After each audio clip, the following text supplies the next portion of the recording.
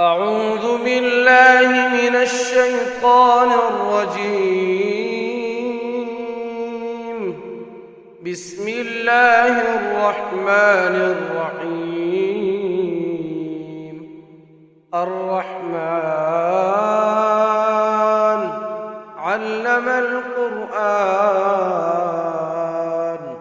خلق الإنسان علمه البيان. الشمس والقمر بحسبان، والنجم والشجر يسجدان. والسماء رفعها ووضع الميزان، ألا تطغوا في الميزان، وأقيموا الوزن بالقسط ولا تخسروا الميزان. والأرض وضعها للأنام، فيها فاكهة والنخل ذات الأكمام، والحب ذو العصف والريحان. فبأي آلاء ربكما تكذبان؟ خلق الإنسان من صلصال كالفخار، وخلق الجان من مارج من نار. فبأي آلاء ربكما تكذبان؟ رب المشرقين ورب المغربين. فبأي آلاء ربكما تكذبان؟ مرج البحرين يلتقيان، بينهما برزخ لا يبغيان. فبأي آلاء ربكما تكذبان؟ يخرج منهما اللؤلؤ والمرجان.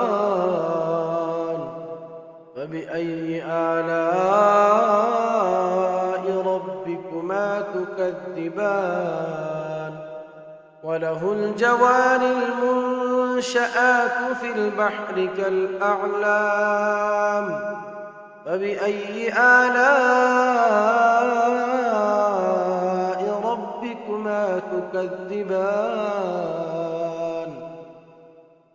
كل من عليها فان، ويبقى وجه ربك ذو الجلال والإكرام. فبأي آلاء ربكما تكذبان؟ يسأله من في السماوات والأرض، كل يوم هو في شأن. فبأي آلاء ربكما تكذبان؟ سنفرغ لكم أيها الثقلان. فبأي آلاء ربكما تكذبان؟ يا معشر الجن والإنس إن استطعتم أن تنفذوا من أقطار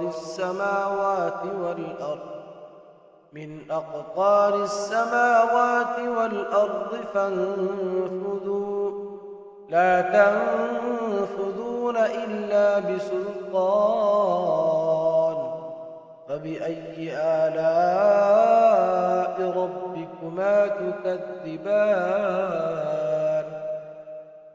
يرسل عليكما شواظ من نار ونحاس فلا تنتصران. فبأي آلاء ربكما تكذبان؟ فإذا انشقت السماء فكانت وردة كالدهان فبأي آلاء ربكما تكذبان فيومئذ لا يسأل عن ذنبه إنس ولا جان فبأي آلاء ربكما تكذبان يعرف المجرمون بسيماهم فيؤخذ بالنواصي والأقدام فبأي آلاء ربكما تكذبان هذه جهنم التي يكذب بها المجرمون يطوفون بينها وبين حميم آن فبأي آلاء ربكما تكذبان ولمن خاف مقام ربه جنتان فبأي آلاء ربكما تكذبان ذواتا أفنان فبأي آلاء